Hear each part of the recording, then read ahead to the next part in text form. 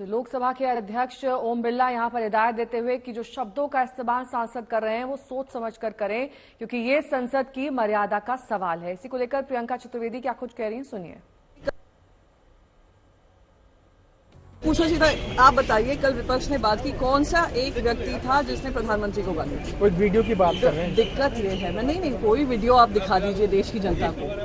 दिक्कत ये है कि कोई भी क्रिटिसिज्म सरकार को करें तो इनको गाली लगने लगती है। तो ये कहेंगे देशवासी आज सारे क्रिटिसाइज कर रहे हैं, इनके खुद के समर्थक इनको क्रिटिसाइज कर रहे हैं, तो उनको अगर वो गाली लगती है तो इनको अपनी जिम्मेदारी से इस्तीफा दे देना चाहिए। ये लोग प्रधानमंत्री सरकार बचाओ योजना जैसी पॉलिसी लाएंगे, यूनियन बजट नहीं पढ़ रहे हैं, प्रधानमंत्री सरकार बचाओ योजना का पढ़ रहे हैं, और फिर कहेंगे आप क्रिटिसाइज ही मत करिए, हमारे लिए गाली है, तो फिर आप अपनी जिम्मेदारी से हट जाइए।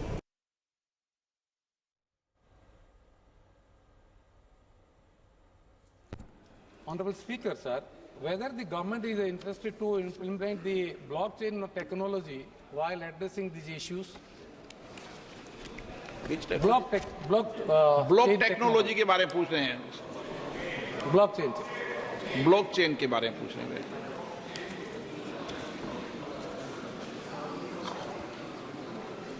Blockchain is being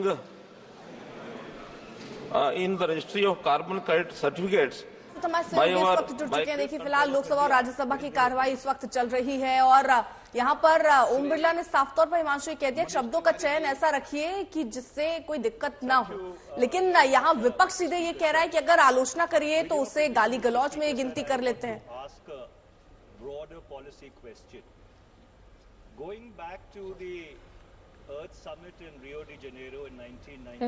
हिमांशु, आपको आवाज मिल रही है?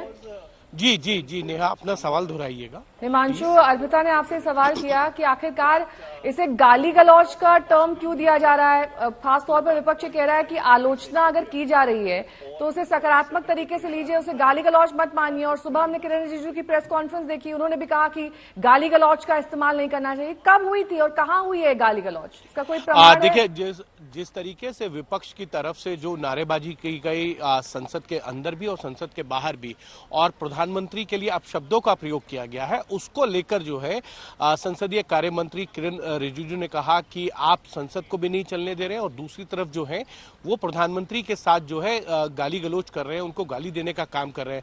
और जिस तरीके से पहले भी पिछले संसद के सत्र हो या संसद के बाहर प्रधानमंत्री के लिए कई बार इस तरीके के शब्दों का प्रयोग किया गया है जो असंसदीय है या जो गाली होती है, उन शब्दों का प्रयोग किया गया। लेकिन नेहा, सबसे बड़ी बात यह है कि सरकार चाहती है कि बजट पर चर्चा हो, हंगामा ना हो। और आज स्पीकर की तरफ से भी जब ये कहा गया कि शब्दों का ऐसा चयन हो जो किसी को क्रिटिसाइज तो करता हो लेकिन अपमानित ना करता हो, ऐसे शब्दों का जो है चयन होना चाहिए। असंसदीय शब्दों का प्रयोग जो है वो संसद के अंदर नहीं होना चाहिए। इशारा किसकी तरफ? क्या अभिषेक बनर्जी की तरफ ये इशारा?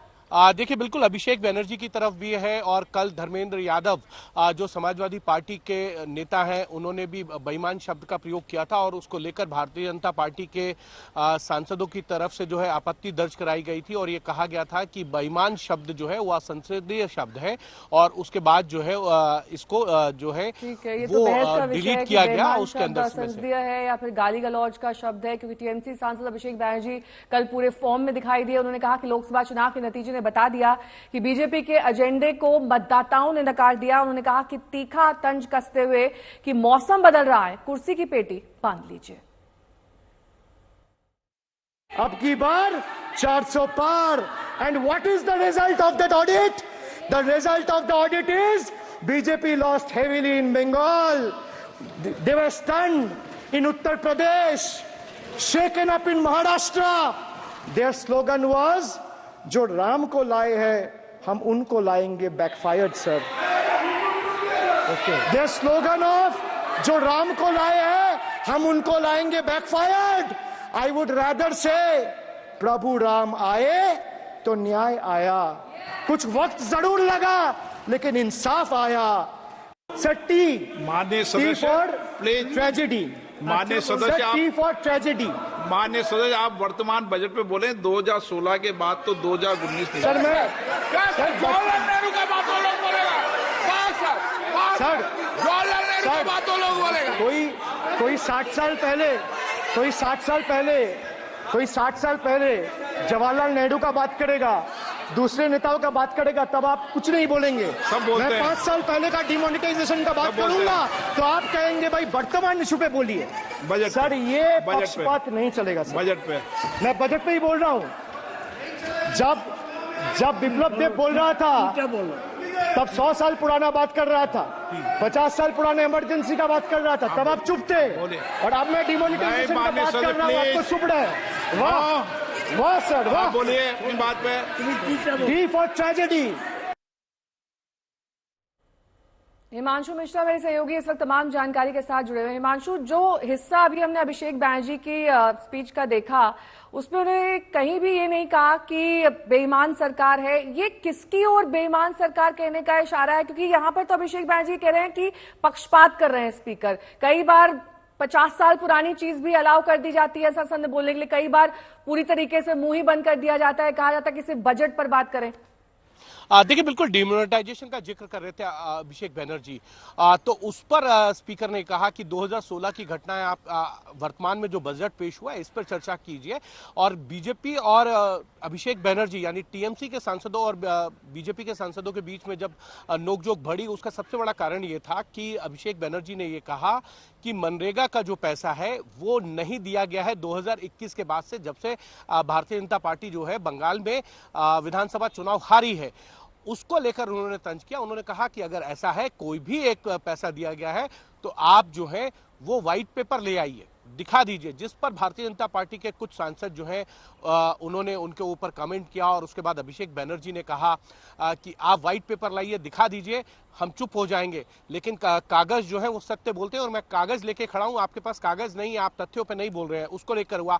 धर्मेंद्र यादव जो समाजवादी पार्टी के सांसद हैं, उन्होंने बेईमान सरकार का शब्द यूज किया। अजय भट्ट जो भारतीय जनता पार्टी के सांसद हैं, उन्होंने कहा कि आपत्तिजनक शब्द है, असंसदीय शब्द है, इसका प्रयोग नहीं होना चाहिए। जिस तरीके से जो है लोकसभा और राज्यसभा के बाहर, सदन के अंदर बाहर जिस तरीके से विपक्ष ने प्रोटेस्ट किया और प्रधानमंत्री नरेंद्र मोदी के लिए कहा कि ये जो सरकार, ये जो आर्थिक पैकेज दिया गया है ये सरकार बचाने के लिए दिया गया है, कुर्सी बचाने के लिए दिया गया है। तो इन चीजों को लेकर आज किरण रिजिजू ने भी कहा कि जिस तरीके के शब्दों का प्रयोग किया जा रहा है वो ठीक नहीं है। बजट पर चर्चा आपको होनी इस बीच किरण रिजिजू ने आपसे कुछ ही देर पहले क्या कुछ कहा, और आज संसद की कार्रवाई शुरू होने से पहले भी उन्होंने एक प्रेस कॉन्फ्रेंस करी थी। उसके बाद संसद में संसदीय कार्य मंत्री किरण रिजिजू क्या कह रहे हैं, सुनिए।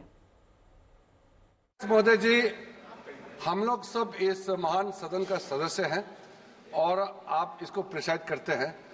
कोई भी सदस्य ऐसा टिप्पणी करते हैं जिससे सदन का गरिमा को चोट पहुंचती है, ये सबके लिए अत्यंत दुखद घटना है।